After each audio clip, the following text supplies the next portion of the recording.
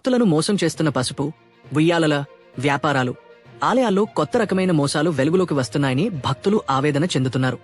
భక్తుల పట్ల దారుణమైన మోసాలు శ్రీశ్రీ పంచభూత క్షేత్రంలో కొత్తగా మొదలయ్యాయి.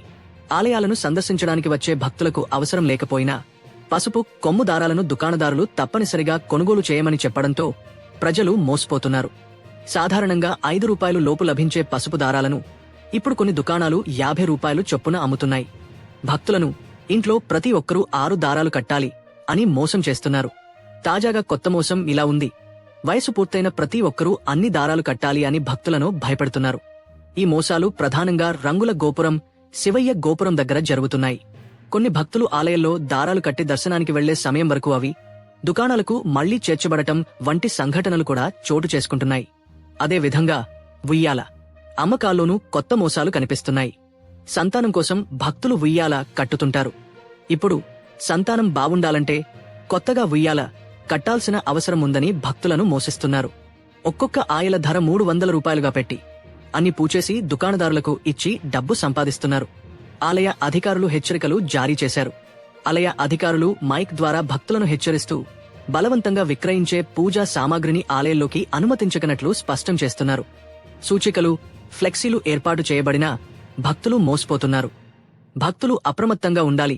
అవసరం లేని వస్తువులు, అధిక ధరల వస్తువులను కొనవద్దని అధికారులు సూచిస్తున్నారు.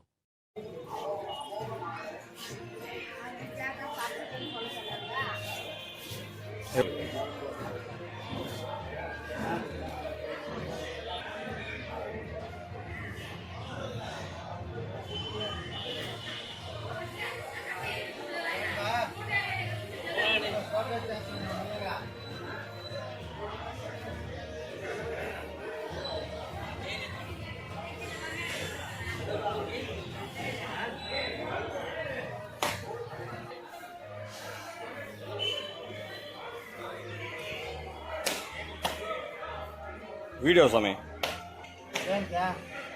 क्या बात समय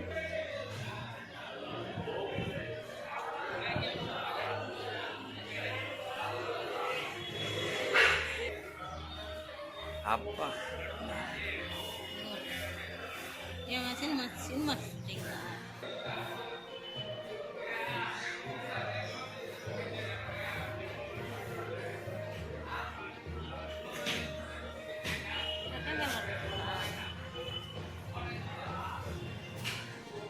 मास्टरिंग करता है।